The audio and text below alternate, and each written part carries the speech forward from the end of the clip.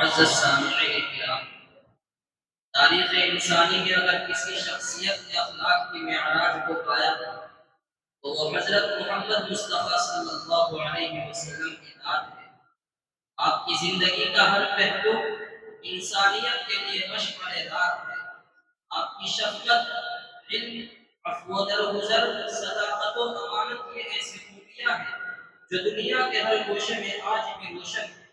سیرت طیبہ کا اخلاقی پہلو وہ آئینہ ہے جس میں انسان اپنی اصلاح اور کامیابی کا راستہ دیکھ سکتا ہے۔ آپ نے ظلمت زدہ معاشرے میں اخلاق کی وہ مثالیں قائم کی کہ دشمن بھی آپ کو صادق و امین کہنے پر مجبور ہو گئے۔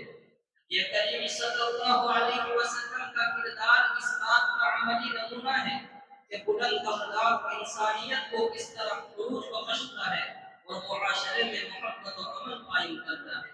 تو چلیے اس آمرتک موضوع پر مزید روشنی ڈالنے کے لیے میں دعوت دیتا ہوں عزیزم حذیفہ بن کاشف سلمہ متعلی درجہ حفظہ کو کہ وہ تشریف لائے اور اپنی تقریر سے سامعین کے دلوں کو منور کرے۔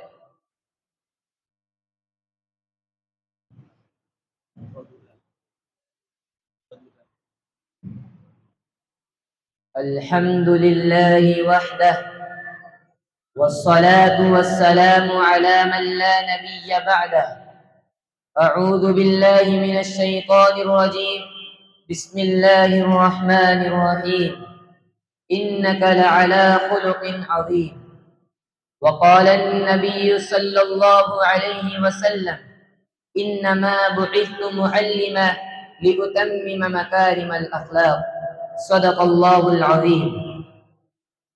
سلام اس پر کے اسرار محبت جس نے سکھلائے، سلام اس پر کے اسرار محبت جس نے سکھلائے، سلام اس پر کے جس نے زخم کھا کر پھول برسائے، سلام اس پر جو امت کے لیے راتوں کو روتا تھا، سلام اس پر جو فرش خاک پر راتوں کو سوتا تھا، سلام اس پر جس کے پریشان حال دیوانے سنا سکتے ہیں اب بھی خالد و حیدر کے افسانے۔ معزز علماء کرام، حکم صاحبان اور عزیز ساتھیوں، جب سے انسان اس دنیا میں آباد ہوا ہے اس وقت سے آج تک ہر دور اور ہر خطے میں کوئی نہ کوئی انسان ایسا ضرور پیدا ہوتا رہا ہے جس نے انسانوں کو سیرت و کردار اور اخلاق و اعمال کی درستگی کا درس دیا، انہیں انسانی صفات پر قائم رہنے، حیوانوں سے ممتاز زندگی گزارنے اور بلند ترین اخلاق اپنے اندر پیدا کرنے کی تعلیم دی ہے۔ انہی پاکیزہ رہنماؤں میں سے ایک پاک مقدس ذات محمد عربی صلی اللہ علیہ وسلم کی بھی ہے۔ آپ کی پیدائش سرزمین عرب میں اس وقت ہوئی جب پورا عرب شدید اخلاقی بحران کا شکار تھا اور دنیا انسانیت عجیب حالات سے دوچار تھی۔ انسانیت کی برسر عام تبلیغ کی جا رہی تھی، انسان سیرت و کردار کی تعمیر سے غافل ہو کر عزت و ناموس کی تقریب کاری میں مشغول تھا۔ کھلے عام برداری کرنا، دوسروں کی عزت و عفت کو داغدار کرنا، حقوق تلفی، یہ سب عام سی بات تھی۔ ایسے حالات میں آپ کی بعثت گویا اندھیروں کو چراغ مل گیا، ظلمت و تاریکی میں امید کی ایک نئی کرن پھوٹ پڑی۔ اس نبی امی نے اپنی ساری زندگی اخلاقی اصول کی تبلیغ اور قوانین الہیہ کی اشاعت و نفاذ میں صرف کر دی۔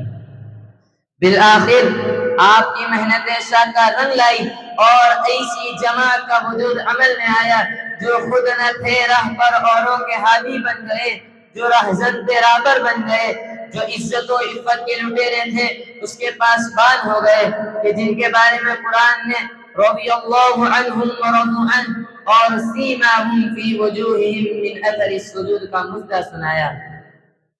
سامعین باتمکین، میں حیران و سرگرداں ہوں کہ اس قلیل وقت میں اس عظیم الشان ہستی کے اخلاق کا کیسے احاطہ کروں۔ ادھر جاؤ، اگر تم سے ہو سکے تو آپ کے بلند ترین اخلاق خادم رسول حضرت انس بن مالک رضی اللہ عنہ سے پوچھو۔ حضرت انس رضی اللہ عنہ کا بیان ہے کہ میں نے 10 سال تک محبوب علیہ السلام کی خدمت کی، لیکن کبھی مجھے اف تک نہ کہا، نہ کبھی کسی کام پر ٹوکا کہ یہ کام کیوں کیا یا یہ کام کیوں نہیں کیا۔ بلا شبہ آپ صلی اللہ علیہ وسلم سب سے اچھے اخلاق کے حامل تھے۔ دوستو، آپ صلی اللہ علیہ وسلم کے اخلاق حسنہ کا مشاہدہ بھلا ام المؤمنین حضرت عائشہ صدیقہ رضی اللہ عنہا سے زیادہ کون کر سکتا ہے، جو آپ کی رفیقہ حیات تھی اور ظاہری و خارجی معمولات و عادات سے خوب واقف تھی۔ ایک مرتبہ چند صحابہ آئے اور عرض کیا کہ امی جان، محبوب علیہ السلام کے اخلاق و عادات بیان فرما دیجئے۔ امی جان حضرت عائشہ رضی اللہ عنہا نے جواب دیا کہ تم قرآن نہیں پڑھتے؟ کان خلقہ القرآن، یعنی تعلیمات قرآنی آپ کی زندگی کا حصہ تھی۔ آپ صلی اللہ علیہ وسلم تعلیمات سے ذرا بھی منحرف نہیں ہوتے تھے۔ خود قرآن کریم آپ صلی اللہ علیہ وسلم کی بلند اخلاق و کردار کا شاہد ہے۔ ارشاد خداوندی ہے انک لعلی خلق عظیم، یعنی یقیناً آپ صلی اللہ علیہ وسلم اخلاق کے اعلیٰ پیمانے پر ہے۔ عزیزان ملت اسلامیہ، حضور اقدس صلی اللہ علیہ وسلم کے بلند اخلاق کی داستان کوئی سن حرم سے پوچھے۔ فتح مکہ کے موقع پر جب آپ صلی اللہ علیہ وسلم مکہ میں داخل ہوئے تو صحن کعبہ میں تمام سرداران قریش مجرمانہ انداز میں سر نیو ہو کر سامنے کھڑے تھے۔ وہ بھی تھے جو آپ کی برائیاں کرتے تھے، وہ بھی تھے جنہوں نے آپ پر پتھر پھینکے تھے، آپ کی راہ میں کانٹے بچھائے تھے۔ وہیں دوسری طرف 10,000 خوناشان تلواریں آپ کی ایک اشارے کی منتظر تھی۔ ہر طرف ایک ہی نعرہ تھا، اليوم یوم الملحمہ، کہ آج بدلے کا دن ہے، آج قوت بازو آزمانے کا دن ہے، آج کفر کو کیفر کردار تک پہنچانے کا دن ہے۔ مگر قربان جاؤ اس نبی رحمت پر جنہوں نے سزا دینے کی تمام قدرت کے باوجود وہ تاریخی جملہ ارشاد فرمایا جو آنے والی امت کے لیے بہترین نمونہ اور معترضین اسلام کے منہ پر زوردار تماچا ہے، جو یہ اعتراض کرتے ہیں کہ اسلام بزور تلوار پھیلا ہے۔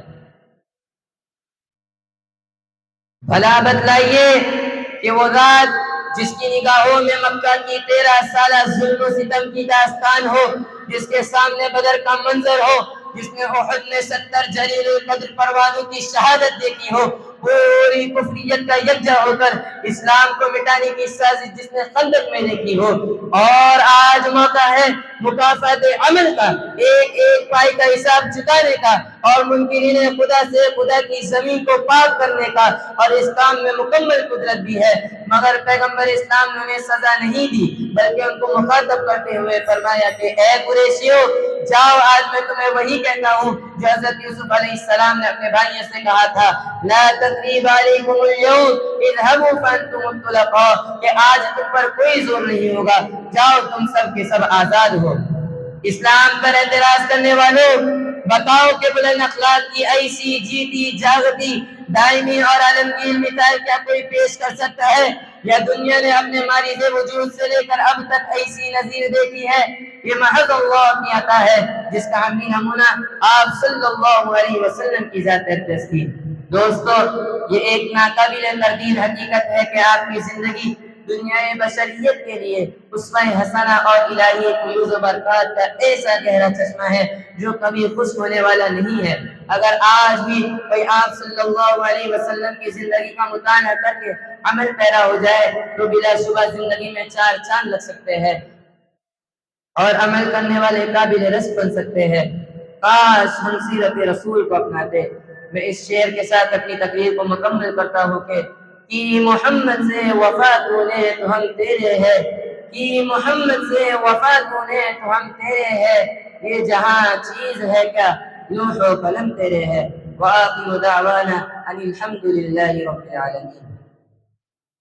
ماشاء اللہ۔